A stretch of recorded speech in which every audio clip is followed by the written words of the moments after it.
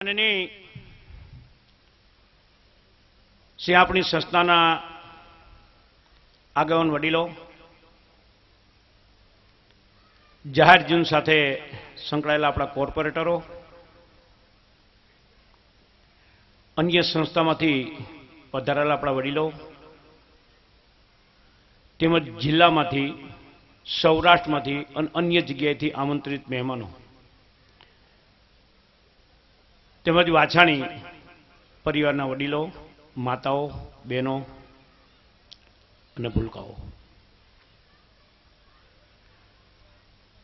મિત્રો, આ ચોથા આપણા સ્નેહ મિલન સંદર્ભે આપણી એ વાત લઈને આપણે નથી નીકળ્યા કે માત્ર ને માત્ર સ્નેહ મિલનની અંદર આપણે જમણવાર કરવું, જમી અને છૂટા પડી અને જતું રહેવું. આ એમ નથી, આ મંજિલ નથી. આપણી મંજિલ બહુ જ ઊંચી છે. વસ્તુ તો એક સમજવા જેવી એ વાત છે કે આપણા આ વાછાણી પરિવારમાં ભૂખીના મનસુખભાઈ વાછાણી અત્યારે ઔરંગાબાદ, આની પહેલાની એક કારોબારીની ખાલી અમે મીટિંગ બોલાવી લીધી.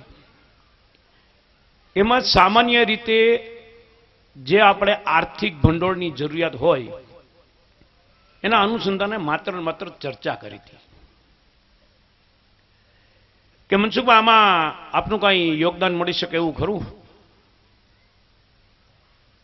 એટલે મનસુખભાઈ કીધું કે પરિવારને કેટલી જરૂરિયાત છે. પરિવારને જરૂરિયાત કરતા આપની જે ઈચ્છા છે એ કેટલી હોઈ શકે, એક તમારી કેટલી ઈચ્છા છે. ત્યારે આપણે એને કીધું કે મનસુખભાઈ જાજા ના માગીએ, 5 લાખ માગીએ, કે તમે બહુ ઓછા માગ્યા.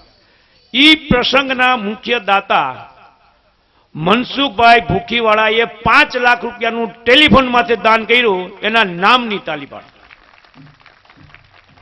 ટેલિફોન માથે માત્ર ને માત્ર ચર્ચા થઈ છે.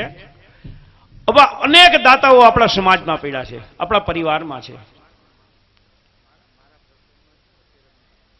સ્નેહ મિલન એક આપણે સાથે મળવાનું એક આપણું માધ્યમ છે. આપણે સાથે મળી આપણા વિચારોની આપલે કરીએ, નવું કંઈ સર્જન કરવા માટે આપણે કોઈ નવો વિચાર મળે. અને આવડો મોટો જબરદસ્ત આપણો વાછાણી પરિવાર મળતો હોય તો ભવિષ્યના જે પ્રોગ્રામો છે, આપણે એક મહિલા મંડળ ચાલુ કર્યું. એ મહિલા મંડળની અંદર માત્ર ટેલિફોનિક ચર્ચા કરવાથી મહિલાઓની સેવા બાબતે 25 થી 30 મહિલાઓ તૈયાર થઈ ગયા. અને સમાજની સેવા શું સેવા? ભગવાન કોઈને દુઃખ ન આપે, પરંતુ કર્મના બદલા ગણીએ, ગયા ભવના કર્મ ગણીએ કે જે ગણીએ તે, પણ ક્યારેય જો દુઃખ આપણા પરિવાર ઉપર આવી જાય, બહેનો ઉપર આવી જાય, તો એને આપણો પરિવાર કઈ રીતે મદદરૂપ થઈ શકે એના માટે એને એક આયોજન કર્યું છે કે આર્થિક રીતે પરિસ્થિતિ નબળી હોય તો એને ગૃહ ઉદ્યોગની આપણે મદદ કરી શકીએ. અન્ય સામાજિક કોઈ પ્રશ્નો ઉપસ્થિત થયા હોય, સામાજિક કોઈ પ્રોબ્લેમો ઉપસ્થિત થયા હોય, કુટુંબિક કોઈ પ્રોબ્લેમો ઉપસ્થિત થયા હોય,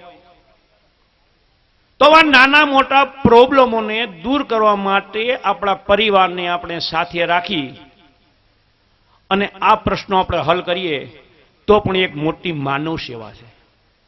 આ કુદરત સેવા છે, સમજી લો.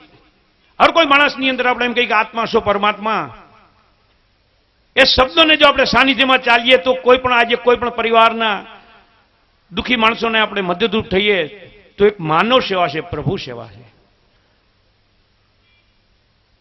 આ વસ્તુ આજે હર કોઈ માણસ વિચારી શકે કે ક્યારેક પણ જો દુઃખનું કોઈ પરિબળ આપણા ઉપર આવે તો પરિવાર મદદ કરે. આવી એક રચનાત્મક પ્રવૃત્તિ માટે એક મહિલા મંડળ પણ આપણે શરૂ કર્યું છે. એની હિસાબે આજે આવવાના નહોતા, છતાં પણ એક રિક્વેસ્ટ નથી કરી, માત્ર કીધું મહેન્દ્ર